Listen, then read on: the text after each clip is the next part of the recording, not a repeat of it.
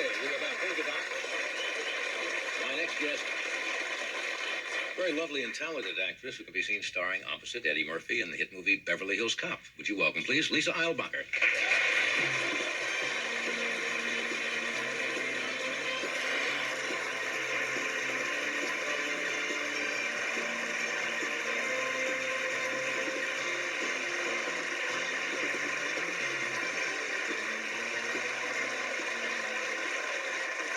How you doing? I love your beard. Do you really? It's sexy. What does that mean? I don't. Well, it means that I have been dating someone with a beard for 4 years, and you don't know what a beard is like until you've been around one. Okay. Well, good things may be happening, but I don't know. How old are you? Now, I want to check. How old am I? You don't have to give me any. I'm 11. Is that good? Yeah, that's good. Am I all right? Yeah. Okay. Isn't it true, though, that young ladies nowadays, I think scientifically, mature faster physically than they did some years ago? They seem to, girls at 15 or 16 look 18 or 19, and they didn't used to, I don't think, unless I'm thinking of a different time zone. They do look older, but you need to grow a beard. I love You think so? Yes. Yeah, how are you? I'm terrific. Yeah, I enjoy your work. Thank you. In fact, that movie is running. I could not think of the name. Is it no. between 10 and... No, it's 10 to midnight. 10 to The one where midnight. the naked boy is trying to kill me. It's a disturbing picture. Yes, With Charles it's a Bronson, and you disturbing play his daughter, who plays a detective. Well, there's a And, funny story with that. It is the first time that I ever had to work with a naked person. The gentleman, Now, usually the girl is... The man that is running around killing all the women is naked when he who is kills it? them. What is his name? His name is Gene Davis. It's Good Brad Davis's brother. He's a good younger actor. brother. Good actor. Yeah. Very good actor. Anyway, he came on the set, and we had done all the clothed scenes first. So then he came on the set, and he had a bathrobe on. And he said, when I take this off and everyone gets their look, then I'm going to be very relaxed about this. This is going to be terrific. Well, I decided I am going to keep my eyes at eye level. That's it. The entire time we shoot, because I am not going to look. I'd be too uncomfortable. I'd be very embarrassed if I looked. So I figured I'll just look at his face. So he proceeded to work and do his rehearsal with the robe, and he took it off, and I kept my eyes at eye level. And the next day he said to me, "You have to look because you're the only one that hasn't looked, and you make me the most nervous." Is I that said, funny? "I can't look at it." So, well, We don't refer to it as As- it. We refer to it as I couldn't him. look. Anyway. Or Arnold or Murray or something like that. It's just- I couldn't look. I couldn't look. So what he did was he had his robe on, and we were doing another scene, and we were rehearsing. And when he took his robe off, he had a great big red bow around him. And I almost had a heart attack. at any rate, I looked at the red bow because it caught my attention, and I looked away like this.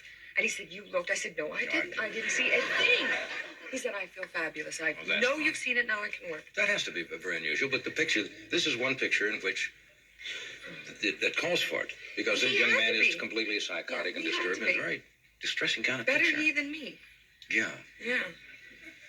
Now, you were an officer and a gentleman. Yes. You were in, is that an, excuse me, now I asked you how old you were, then I looked at this ring, and Ricky, you may be out of the running. Ricky gave this to me just That's before the right. show. Ricky gave this to you before the show?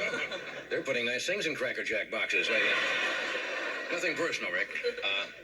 Is that an engagement ring or just what you call a good time? Or Well- no, I mean, I didn't mean that. You know what I meant? Listen to me. I meant what they call sometimes a friendship ring. That's what I This- meant. Not a good time ring. This is an engagement ring. Really? Yes, it's an engagement ring. Does one say congratulations to an intended bride to be, or? Well. I guess you do. don't Yes. you? No, you don't. So you congratulate the groom. Yes. And you say, I hope you'll be great. Kiss the bride, congratulate the groom. That's That's right. right. That's right. I don't know when I'm getting married, though. I haven't decided. I'm wearing it because I like it. It's a nice ring, It's very pretty. and I haven't decided yet. Have you decided if you're going to get married? What happens if the engagement is off? I have to give it back. That's what Emily Post says. Emily Post says Give it back. you have to give the ring back. You have to give if the ring engagement. back. Well, suppose he breaks the engagement. I get the ring. So obviously you're going That to is the force deal. him into an untenable position. No, is that also from Emily Post? Yes, you give it back. If the engagement is off, whether he breaks it or you break it, I didn't know that. give it back. Good. Well, I think I'm going to keep it, but I don't know. I mean, it depends on how long he'll let me have it before I have to answer. yeah. Do you believe in long engagements? Very long. Very. What does that? What do that mean? Well, we got engaged in October, and I will be married anywhere from 2 weeks to 2 years. You know, somewhere Oh, I around see. in there. It's open to negotiations. Discussion, yeah. You know, sometimes someone says, "Let's go to Vegas. Let's get married." That sounds like a fabulous idea. No, don't do that. No, and then you say, "Gee, you know, it did sound like a good idea," and you do a little thinking about it, and you let it run through your brain for a while, and then you decide, "Well, that's not what I want," or maybe I do want a big wedding. Let's wait. I seem to be doing that a lot, vacillating. Would you like a large wedding? You get a lot of gifts that way. A lot of gifts. Yeah. And if I had a large wedding, then maybe I get a bigger diamond right here. This guy's in trouble. I'm just kidding. When you did Beverly Hills Cop, did you have any idea it was going to be the success it is? I mean, it's outgrossing any picture that's been out for I don't know how many years. Well, let's see. I think that we all had an inkling because Eddie is so talented. Now, Right. the first day that I went on the set, I was a little nervous. I'd never done a comedy, and I'd never met Eddie. And we had to do this scene that took place in a hotel room, and there was a lot of dialogue. And it was very hot. We were shooting in the middle of the summer, and I had on a leather jacket and leather pants, and it was not comfortable. It was in a hotel room. And I remember laying down, and we got to my close-up, and I have to flop on the bed and do some giggling and some laughing at what he's saying. And I started to get very hot. And I'm in the middle of the scene, and the take is going on, and I feel the perspiration coming down the sides of my face. And I think, oh, I can't go on with this because I feel awful. So I said, I got to stop. I'm sorry, I have to cut. I'm too warm. I'm not comfortable. It's just too hot in here. I have to dry off. And I got up, and as I turned, I hear Eddie fall on the bed and say, "Oh, my God, I've got to cut the film. I'm just too hot. I can't stand it. The perspiration is just falling down my face." I thought I would die. Starting to put you on. Oh, yes. But what I've learned since is that if Eddie likes you, he does that. He's a good mimic. He's a good mimic. Wonderful, and it takes him like that to watch you, and then he knows. Well, you're very good at. What are you working on now? You got something? No, I'm not working on anything now. I'm contemplating marriage. Yes, well, I understand that. Yes. Doing that. What does he contemplate? I get the idea that. Oh, yeah. Why am I sounding like Barbara Brown? Oh, really? Tell me your secrets. Somebody else shouldn't do that.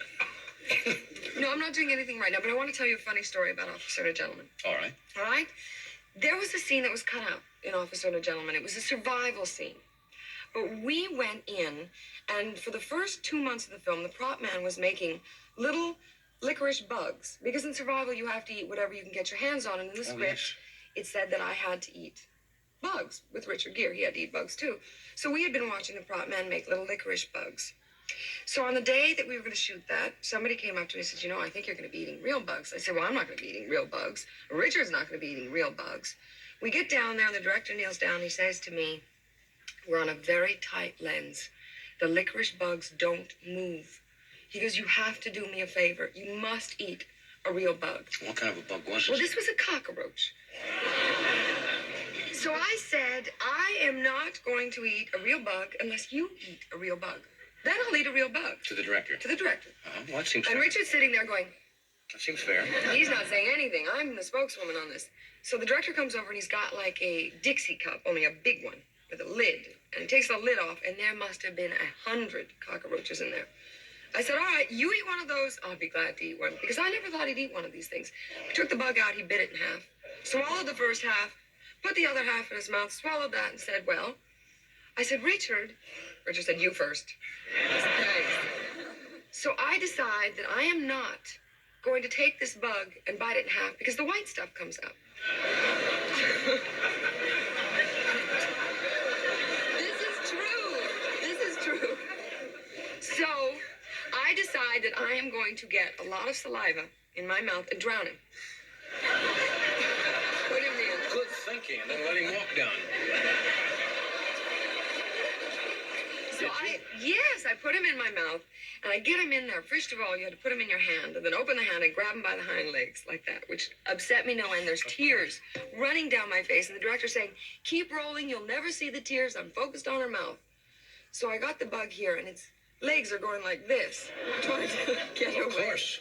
So I pop him in my mouth, and I've got the saliva there, but my throat constricted. I could not get the bug to go down.